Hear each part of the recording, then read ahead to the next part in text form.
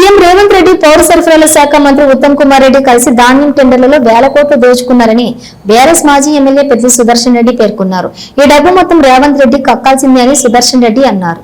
Number 9 press meet లో ప్రకటించినట్టుగా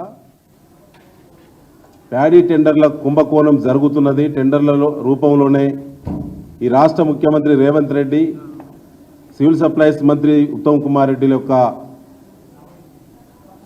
స్వార్థ బుద్ధితోటి ఈ రాష్ట్రంలో రైతులు పండించినటువంటి ధాన్యాన్ని చెమట చుక్కను టెండర్ల రూపంలో గ్లోబల్ టెండర్ల రంగుబూసి వేల కోట్ల రూపాయలు దండుకుంటున్నారని చెప్పి మా కేటీఆర్ గారు చెప్పినట్టే అందులో తప్పు జరిగిందని, తప్పు నిజమేనని తెలంగాణ రాష్ట్ర కాంగ్రెస్ పార్టీ ప్రభుత్వం నడిపేటువంటి క్యాబినెట్ ముఖ్యమంత్రి రేవంత్ రెడ్డి గారి అధ్యక్షతన ఇటీవల జరిగినటువంటి లాస్ట్ క్యాబినెట్ తేల్చింది. 65,90,00,000 రూపాయల జప్తును ఏజెన్సీలో సంబంధించినటువంటి ఈఎండి జప్తు చేయాలని చెప్పి జీవో నంబర్ 15 విడుదల చేసింది. మొట్టమొదటిసారి ఒక క్యాబినెట్ ఆమోదించినటువంటి జప్తు సొమ్ము ఇది. సహజంగా ఏ డిపార్ట్మెంట్కి ఆ డిపార్ట్మెంట్లో జరిగేటువంటి అనేక టెండర్ల అగ్రిమెంట్లు ఎంఓయు వయలేషన్ జరిగినప్పుడు బిడ్డర్స్ పైన, టెండర్దారుల పైన ఆ డిపార్ట్మెంటు హెచ్ఓడీస్ నిర్ణయం చేయడం అనేది సహజం.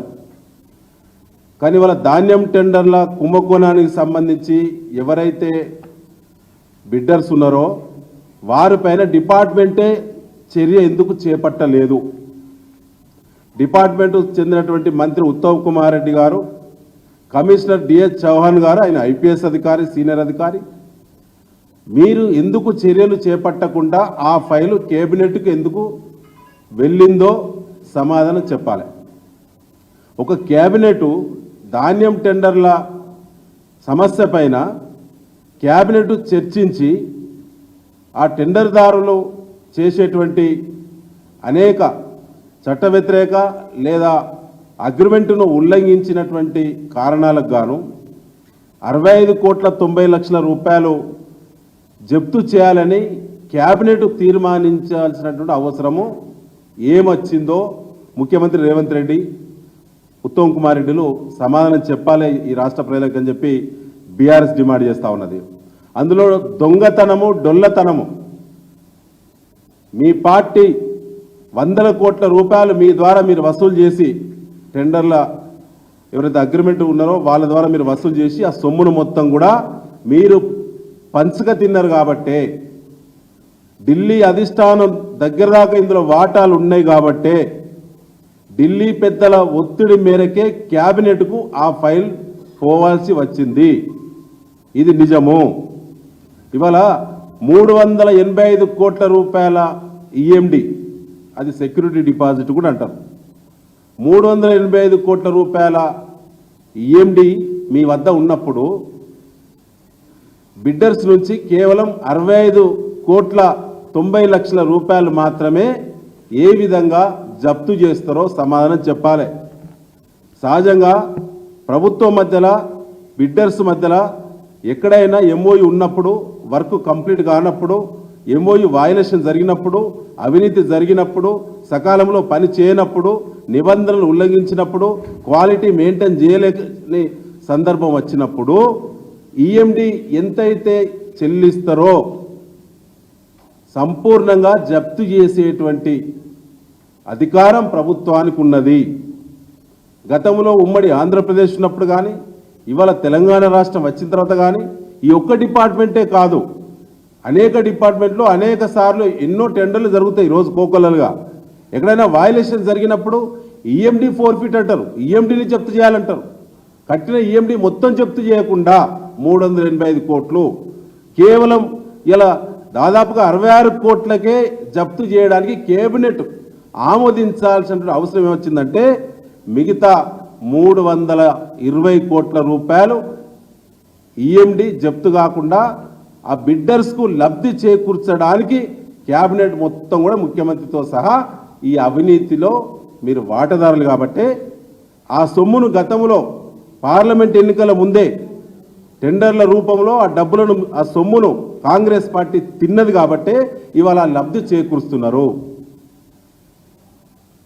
అదే కాకుండా టెండరు విలువ కంటే ఒక టన్నుకు 2,230 రూపాయలు అదనంగా వసూలు చేసిన వాళ్ళు, బ్యాంక్ అకౌంట్స్ ద్వారా 722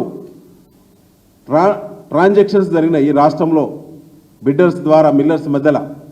అవన్నీ కూడా హైకోర్టులో పిల్లు వేసినప్పుడు ఆధారాలు పెట్టినాం. కేంద్ర రాష్ట్ర దర్యాప్తు సంస్థలకు మా రాష్ట్ర పార్టీ తరఫున పోయి బృందం పోయి ఆధారాలు ఇచ్చినాం.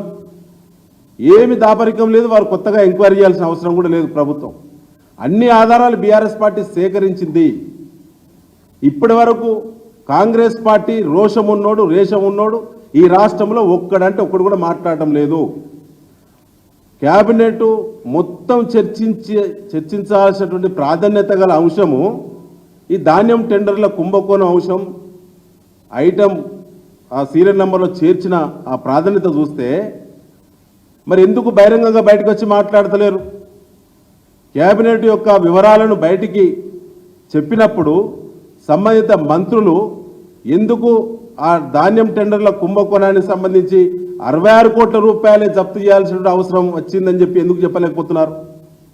ఇప్పటివరకు దీని మీద సంబంధిత మంత్రి ఉత్తమ్ కుమార్ రెడ్డి గారు ఒక్కసారి కూడా ప్రెస్ మీట్ పెట్టకుండా దొంగల్లా తేలుగుట్టిన దొంగల్లా ఎందుకు తప్పించుకు తిరుగుతున్నాడు?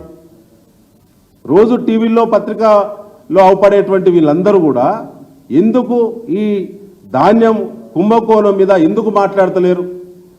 గల్లీ నుంచి ఢిల్లీ వరకు ఉన్నటువంటి కాంగ్రెస్ పార్టీ నాయకులు రోజు ఎక్కడో ఒక దగ్గర మీడియాకు అందుబాటులో ఉంటారు కదా. ఈ రకంగా ఆరోపణలు బీఆర్ఎస్ పార్టీ పదే పదే చేయడంతో పాటు కేంద్ర రాష్ట్ర ప్రభుత్వాల పరిధిలో ఉన్న ఏజెన్సీలను సంప్రదించి కంప్లైంట్ చేసినప్పుడు ఎందుకు మాట్లాడలేకపోతున్నారు? అంటే మీరు రెడ్ హ్యాండెడ్గా అన్ని సాక్ష్యాలతో సహా ఈ కుంభకోణం మీరు చేసినట్టు అది నిలబడ్డది కాబట్టి దాని నుంచి తప్పించుకోవడానికి కంటి తుడుపు చర్యలో భాగంగా మీరు సుమారుగా 66 కోట్ల రూపాయలు మాత్రమే జప్తుకు మేము చర్యలు చేసినాము అని చెప్పడానికి మీరు ప్రయత్నం చేస్తున్నట్టు అవపడతా ఉన్నది. ఇందులో 2 ఏజెన్సీలకి 66 కోట్ల పెనాల్టీ విధించిండ్రు. ఒకటి కేంద్రీయ బండార్, రెండోది నాకాఫ్ అనేటువంటి సంస్థలకు మీరు చర్యలు చేసినట్టు ఈ జీవోలో స్పష్టంగా చెప్పడం జరిగింది. అయ్యా మరి టెండర్ వేసినటువంటి వాళ్ళు 4 అయితే ఇద్దరికే పెనాల్టీ ఎందుకు వేసిళ్ళు? ఆ మాత్రం కూడా కంటి తుడుపు చర్యలో భాగంగా మిగతా 2 ఎక్కడ మాయమైపోయిళ్ళు అనంటే వాళ్ళు 90 రోజుల్లో ఈ రాష్ట్ర ప్రభుత్వానికి 8,000 కోట్ల రూపాయలు చెల్లించాల్సి ఉండగా 700 రోజులకు వచ్చినా కూడా సుమారుగా ఇప్పటి వరకు కూడా 50% డబ్బు కూడా చెల్లించలేదు. 90 రోజుల్లో చెల్లించాల్సినటువంటి రావాల్సినటువంటి 8,000 కోట్ల రూపాయలు ఇవాళ దాదాపుగా 20 నెలలు దాటి 21 నెలలు దాటుతుంది. ఇప్పటి వరకు కూడా డబ్బులు 50% కూడా చెల్లించకపోవడం ద్వారా మిగతా 4,000 కోట్ల రూపాయలకు ఈ 20 నెలల వడ్డీ దాదాపుగా 1,210 కోట్ల రూపాయలు అయింది.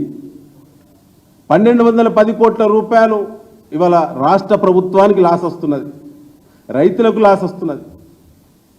ఆ 1,210 కోట్ల రూపాయలు వాళ్ళ వల్లనే ఎంఓయు వయలేషన్ జరిగినందునే 90 రోజుల్లో డబ్బులు చెల్లించనందునే ఆ డబ్బు మనకు నష్టం జరుగుతున్నప్పుడు రాష్ట్ర ప్రభుత్వ ఖజానాకి మీరు మిగతా ఈఎండి ఫోర్ఫిట్ చేయకుండా వారి ఆస్తులపైన రెవెన్యూ రికవరీ యాక్ట్ పెట్టకుండా ఏ విధంగా తిరిగి మిగతా ఈఎండి వాపస్ ఇస్తున్నారో ఈ రాష్ట్ర ముఖ్యమంత్రి స్పష్టంగా చెప్పాలి.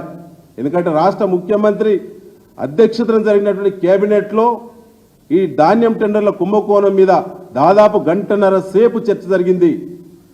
మీరు ఇరుక్కపోయిళ్ళు, తప్పించుకోలేరు, అష్టదిగ్బంధనం జరిగింది.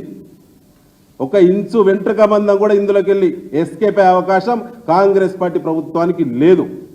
ముఖ్యంగా మిత్రులారా, ఇవాళ ప్రత్యేకంగా ఈరోజు ఉద్దేశం ఏంటంటే హిందుస్థాన్ లిమిటెడ్ అనే కంపెనీని పూర్తిగా ఎస్కేప్ చేసిళ్ళు. అది Andhra company. Vizag based company, Andhra based కంపెనీని ఎందుకు ఎస్కేప్ చేసిండ్రు? హిందుస్థాన్ లిమిటెడ్ కంపెనీ మీద ఎందుకు చర్య చేయలేదు? దానికి సంబంధించి వాళ్ళు సన్నధాన్యానికి సంబంధించినటువంటి లాట్లను దక్కించుకున్నారు. ఇది 2022 ఎండాకాలానికి సంబంధించినటువంటి ధాన్యం టెండర్ అండి. 2022లో రైతు పండించినటువంటి పంట ప్రభుత్వం కొన్నటువంటి ధాన్యం. అది 2022 పంటను, ఆ ధాన్యాన్ని టెండర్ దక్కించుకున్న హిందుస్థాన్ లిమిటెడ్ యాజమాన్యంతో ఈ రాష్ట్ర ప్రభుత్వం కుమ్మక్కై, మేము సన్నబియ్యం స్కీమ్ పెట్టినాం కాబట్టి మీ దగ్గర సన్నధాన్యం టెండర్ మీరు దక్కించుకున్నారు కదా, అది మేము ఉపయోగించుకుంటాం, రాష్ట్ర ప్రభుత్వానికి అవసరం ఉన్నదని చెప్పి మొన్న 2 నెలల కింద ప్రభుత్వమే టెండర్ ఏజెన్సీ దారికి లెటర్ పెట్టింది. 2022 ఎండాకాలం పంట అండి అది. అంటే 2022, 2023, 2024, రేపు 25 ఎండాకాలం పంట వస్తే 4 ఏళ్ళు పూర్తయ్యేటువంటి ధాన్యం అది. అది ఉపయోగపడుతుందా ప్రజలు తినడానికి? ప్రజలకు ఉపయోగపడుతుందా? 4 సంవత్సరాల కింద పండించినటువంటి ధాన్యం నుంచి సన్న బియ్యం, క్వాలిటీ బియ్యం వస్తుందా? ఇది కామన్ సెన్స్ ఉన్నటువంటి నిర్ణయమేనా?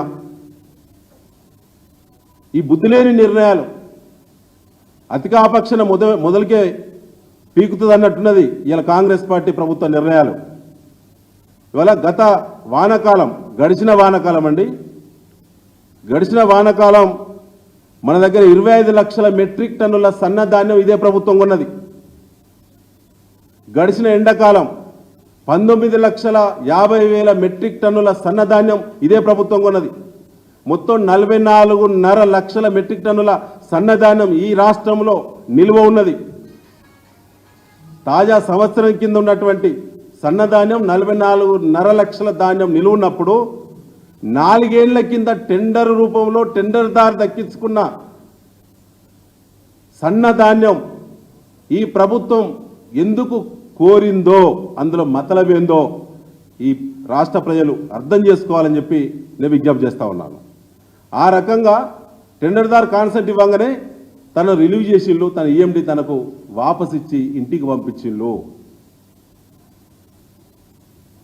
ఈ ఇంకొక సంస్థ ఉంది మంచుకొండ అని చెప్పి, ఆ సంస్థ వారికి టార్గెట్ పూర్తి చేసినట, వారికి ఎంత ధాన్యం లాట్లు కేటాయించినా అది మొత్తం టార్గెట్ రీచ్ అయ్యాలి కాబట్టి రిలీవ్ చేస్తున్నామని చెప్తా ఉన్నారు. మేము మళ్ళీ మీ ద్వారా అడుగుతున్నాం మిత్రులారా, 2,230 రూపాయలు అదనంగా ఒక టన్నుకు వసూలు చేసిండ్రు. ప్రభుత్వానికి ఈ బిడ్డర్స్ చెల్లించేటువంటి వాల్యూ కంటే ఒక టన్నుకి 2,230 ఇంటూ 20 లక్షల మెట్రిక్ టన్నుల ధాన్యం మీద డబ్బులు వసూలు చేసిండ్రు. 460 కోట్లకు సుమారుగా దగ్గరకు వచ్చింది. అకౌంట్ల ద్వారానే వసూలు చేసిండ్రు, మిల్లర్ల నుంచి బిడ్డర్స్ అకౌంట్లకు వచ్చింది. అవన్నీ కూడా జమ చేసే 755 పేజీల కంప్లైంట్ను హైకోర్టు సీజే ముందు పిల్ నంబర్ 34/24 మీద పిల్ దాఖలు చేయడం జరిగింది.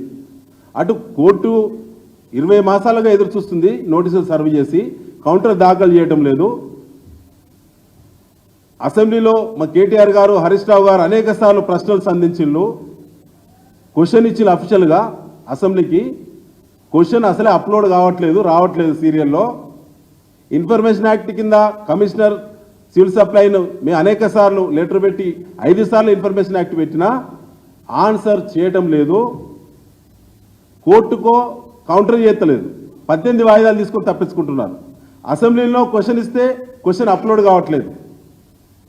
ఇన్ఫర్మేషన్ యాక్ట్ కింద అధికారులను అడిగితే వాళ్ళు రెస్పాండ్ కావటం లేదు. కానీ అక్రమ వసూళ్ళు అయితే సంపూర్ణ దశకు చేరింది ఈ రాష్ట్రంలో. కాబట్టి మేము మీ ద్వారా రాష్ట్ర ప్రజలకు మేము కోరుతా ఉన్నాం, బీఆర్ఎస్ పార్టీ డిమాండ్లు ప్రత్యేకంగా ఇవాళ 450 కోట్ల పైబడి అక్రమ వసూళ్లు, ఒక టన్నుకు 2,230 రూపాయలు ఇంటూ 20 లక్షల టన్నుల డబ్బును అకౌంట్ల ద్వారానే వసూలు చేసిళ్ళు. కాదనే కాంగ్రెస్ మొగోడు ఈ రాష్ట్రంలో ఒక్కడు కూడా లేడు. రెండోది 385 కోట్ల ఈఎండి ఫోర్ఫిట్ చేయాలి. ఫోర్ఫిట్ అంటే జప్తు చేయాలి. 385 కోట్ల ఈఎండి ఫోర్ఫిట్ చేయకుండా ఎక్కడైనా తగ్గించి 65 కోట్ల ఈఎండే ఎందుకు ఫోర్ఫిట్ చేసిందో సమాధానం చెప్పాలి. ఈ డబ్బంతా కక్కాల్సిందే ముఖ్యమంత్రి రేవంత్ రెడ్డి, ఉత్తమ్ కుమార్ రెడ్డిలు, రాష్ట్ర అధికారులు, జిల్లా స్థాయి అధికారులు, టెండర్ ఏజెన్సీలు వీళ్ళందరూ కూడా కుమ్మక్కై ఈరోజు ఈ డబ్బును కొలగొట్టడం జరుగుతూ ఉన్నది. ఒకటి వడ్డీ రూపంలో 1200 కోట్లు 1210 కోట్లు నష్టపోయినాం. ఇవాళ ఈఎండి కానీ అక్రమ వసూళ్లు కానీ ఇవన్నీ కూడా మనం ఇవాళ లెక్కేస్తే ఇది 860 కోట్లు ఈ రకంగా దోపిడీ జరుగుతూ ఉన్నది. అంటే చూడండి ఎక్కడ దాకా పోయింది. ఈ ఇష్యూ మనం బయట పెట్టిన సందర్భంగా 1100 కోట్ల నష్టం అంటే ఇవాళ 2000 కోట్ల వరకు ఇవాళ నష్టం వాటిల్లింది. ఇందులో దోపిడీ ఉన్నది, నిర్లక్ష్యం ఉన్నది, వసూళ్లు ఉన్నాయి, అన్ని రకాల మరి తప్పులు జరిగినాయి. కాబట్టి ఇవాళ మేము డిమాండ్ చేస్తున్నాం బీఆర్ఎస్ రాష్ట్ర పార్టీ దీనిపైన నిజంగా రేవంత్ రెడ్డి, ఉత్తమ్ కుమార్ రెడ్డిలకు వాటాలు లేకుంటే, మీ కేబినెట్లో ఉన్నటువంటి మంత్రులకు వాటాలు లేకుంటే మీరు జ్యుడిషియరీ ఎంక్వైరీ వేయాలని బీఆర్ఎస్ పార్టీ డిమాండ్ చేస్తా ఉన్నాం. అన్ని రకాల ఆధారాలు పెడతాం. అసెంబ్లీకి చర్చకు రాదు, కోర్టులో కౌంటర్ చేయరు, ఇన్ఫర్మేషన్ యాక్ట్ పెడితే ఆన్సర్ చేయరు. ఇదేనా ప్రజాస్వామ్యం? ప్రభుత్వం అంటే ఇట్లే ఉంటుందా? దొంగల్లా తప్పించుకుంటే ఎన్ని రోజులు తప్పించుకుంటారు? రేపు జూబ్లీ హిల్స్ ఎన్నిక వస్తుందో మీకు బుద్ధి చెప్పడానికి. ఇవాళ రైతులు ఎంత బాధతో ఉన్నారు. రోజు ఫీల్డ్ తిరుగుతున్నాం, ఎక్కడ చూసినా యూరియా ఆందోళనలు, యూరియా గొడవలు, రాత్రి మవాళ్ళు, సంసారాలు లేవు.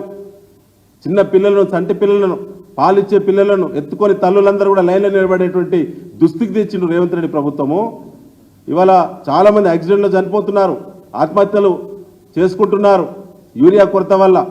ఇవాళ యూరియా మరో 10 రోజులు దాటిన తర్వాత యూరియా తినడానికి కూడా ముక్కులో పెట్టుకుంటారు రైతులేమైనా.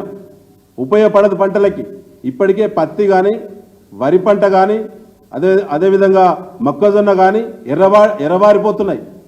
50% దిగుబడి తగ్గేటువంటి ప్రమాదం ఉన్నది. రైతులందరూ ఆందోళనగా ఉన్నారు. అవన్నీ వదిలిపెట్టి రైతు పండించినటువంటి పంట రూపంలో పండించినటువంటి తన చెమట చుక్కను మాత్రం ఇన్ని రకాల దోపిడీ చేస్తారు మీరు. కానీ రైతులకు మాత్రం సకాలంలో యూరియా ఇచ్చేటువంటి దిక్కులేని సన్యాసుల ప్రభుత్వం ఇవాళ కాంగ్రెస్ ప్రభుత్వం.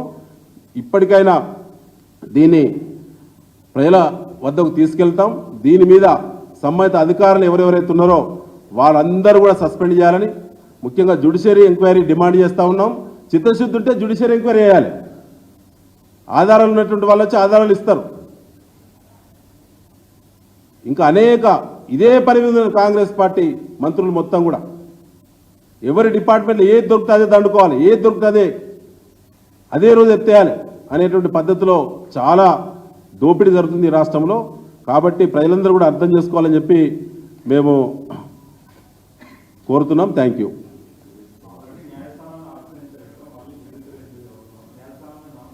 రైట్.